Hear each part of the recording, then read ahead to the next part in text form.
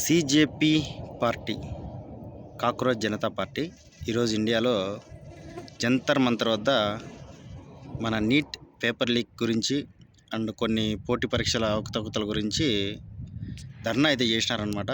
So ఈ ధర్నా కోసం ఈ యొక్క సిజేపీ పార్టీ ఫౌండర్ అయిన అభిజిత్ దీప్కే ఆయన అమెరికా నుంచి ఇండియాకి అయితే రావడం జరిగింది. రావడంతోనే చేతిలో మన రాజ్యాంగ నిర్మాత అంబేద్కర్ గారి జీవిత కథ పుస్తకాన్ని అయితే పట్టుకొని మొత్తానికైతే బయటకు వచ్చేసాడు ఆయన ఎయిర్పోర్ట్ నుంచి. ఇంకా ప్రొటెక్షన్లో జరిగిన కొన్ని హైలైట్స్ అయితే మనం చూద్దాం. సిజేపీ పార్టీ ధర్నా చేయడానికి గల ముఖ్య కారణం ఏదైనా అది నీట్ పేపర్ లీక్ అనమాట. సో ఈ పేపర్ లీక్ వల్ల చాలామంది విద్యార్థుల భవిష్యత్తు పోయింది అండ్ కొంతమంది విద్యార్థులు అయితే సూసైడ్ చేసుకొని చనిపోయినారు అండ్ కొంతమంది విద్యార్థులు అయితే వాళ్ళ యొక్క ఎఫర్ట్ను వాళ్ళ యొక్క టైంను ఈ నీట్ పరీక్ష ఏదైతే ఉందో అది చాలా అంటే మాకు నష్టం చేకూర్చిందని చెప్పేసి వాళ్ళు వాపోతున్నారు అనమాట. సో వాళ్ళ కోసము అండ్ కొన్ని పోటీ పరీక్షల్లో కొన్ని అవకతవకలు జరిగినాయి. దానివల్ల సో ఈ అన్ని కారణాల వల్ల మన విద్యాశాఖ మంత్రి ఎవరైతే ధర్మేంద్ర ప్రధాన్ ఉన్నారో ఆయనను రాజీనామా చేయాలని చెప్పేసి ఈ సిజేపీ పార్టీ ఫౌండర్ ఆయన అభిజిత్ దీప్కే గట్టిగా ధర్నా అయితే చేస్తున్నాడు అనమాట.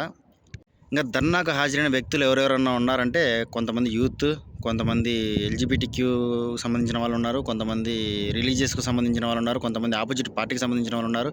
సో రకరకాలుగా ఉన్నారు. మొత్తం మీద ఒక 10,000 మంది వస్తే 10,000 మందిలో ఒక 6,000 మంది ప్రొటెస్ట్ చేయడానికి వచ్చిన వాళ్ళు ఉన్నారు, ధర్నా చేయడానికి వచ్చిన వాళ్ళు ఉన్నారు. ఒక 2,000 మంది ఎవరైతే సోకాల్డ్ జర్నలిస్టులు అండ్ ఇన్ఫ్లుయెన్సర్లు లేకపోతే ఇన్స్టాగ్రామ్ యూట్యూబర్స్ సో ఇట్లాంటి వాళ్ళు ఉన్నారు. మిగతా 2,000 మంది మన భద్రతా బలగాలు ఎవరైతే ఢిల్లీ పోలీసులు కానీ ఆర్మీ వాళ్ళు కానీ కొంతమంది ఉన్నారు. ఏదైనా గొడవలు జరిగితే సర్దంచనీకి ఈ ప్రొటెక్షన్లో పాల్గొనీకి అభిజిత్ దీప్కేతో పాటు మన వాంగ్చుంగ్ ఆయన పేరు ఏదో ఉంది సోను వాంగ్చుంగ్ ఏదో ఉంటుంది మొత్తానికి అయితే ఇంకా ఆయన కూడా ఈ ప్రొటెక్షన్లో పాల్గొన్నాడు.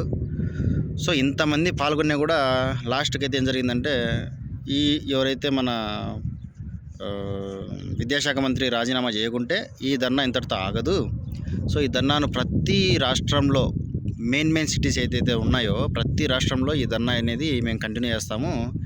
సో మా మాట ఖచ్చితంగా వినాల్సిందే అని చెప్పేసి సిజేపీ పార్టీ ఫౌండర్ అయిన అభిజిత్ దీప్కే గట్టిగా అయితే గలం విప్పినాడు అనమాట. సో కొంతమంది కొన్ని నినాదాలు అయితే చేసినారు ఈ ప్రొటెస్ట్లో. ఆ నినాదాలు ఏందనేది కూడా మనం ఒకసారి పరిశీలిద్దాం.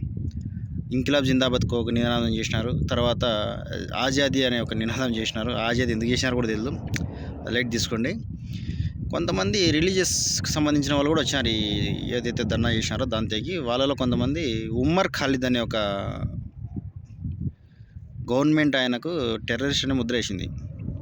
సో అతనికి ప్రొటెక్ట్ చేసుకుంటా అతన్ని రిలీజ్ చేయాలా లేకుంటే అతనికి బెయిల్ ఇవ్వాలని చెప్పేసి కొంతమంది ప్రొటెక్ట్ చేస్తున్నారు. కొంతమంది జర్నలిస్టులు అడుగుతుండే క్వశ్చన్లకు ఇవే చెప్తున్నారు సమాధానాలు.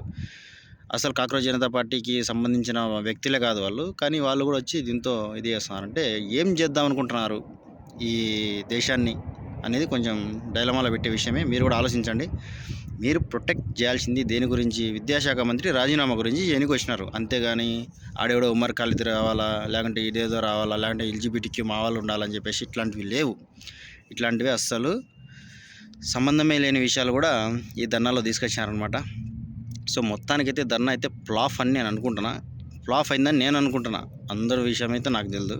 నా వరకు అభిజిత్ దీప్కే వచ్చినా కానీ లేకుంటే జర్మన్ షెఫర్డ్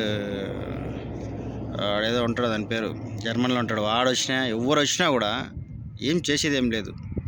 వీళ్ళు ఏదో ఇండియాలో అల్లర్లు చేసి గవర్నమెంట్ని దింపేయాలా లేకుంటే జెన్జీ ఇక్కడ కూడా ఇండియాలో కూడా జెన్జీ చెలరిగిపోతారని చెప్పేసి గవర్నమెంట్కి తెలియాలని చెప్పేసి ఏదో చేద్దాం అనుకున్నారు, కానీ ఇక్కడ ఏం జరగలేదు.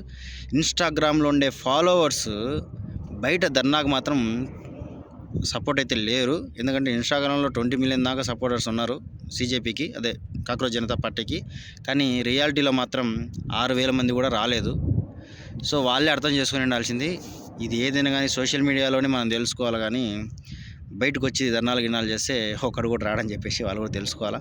పొరపాటున కానీ ఈ జెన్జీ ప్రొటెక్ట్ ఏదైతే జెన్జీ గంజీ అనుకుంటున్నారో ఈ ప్రొటెక్ట్ కానీ కొంచెం హింసాత్మకంగా వెళ్ళిందంటే ఇక మీ ఊహకే వదిలేస్తానా. ఈ మన మోడీ కానీ అమిత్ షా కానీ ఏం చేస్తారనేది మీకే వదిలేస్తాను నేను. ఇంకా అర్థం చేసుకోండి మీరు, ఇంకా ఎంత ఘోరంగా ఉంటుంది పరిస్థితి. జెన్జీ ప్రొటెక్ట్ అంటారు కానీ తర్వాత లాస్ట్కి అది చాలా వైలెన్స్గా తయారవుతుంది, జాగ్రత్త. సో ప్రొటెక్ట్లో పాల్గొనాలనుకునే ఎవరైనా కానీ కొంచెం జాగ్రత్తగా ఉండండి. మీకు అనిపించాలి ఇది ఏదో కొంచెం వేరే విధంగా పోతుంది అని మీకు తెలిసినప్పుడు ఆటోమేటిక్గా మీరు దాంతోంచి బయటకు వచ్చేయడం బెటరు. సో అది భవిష్యత్తు ఉంది మనకి, చూసుకుందాం.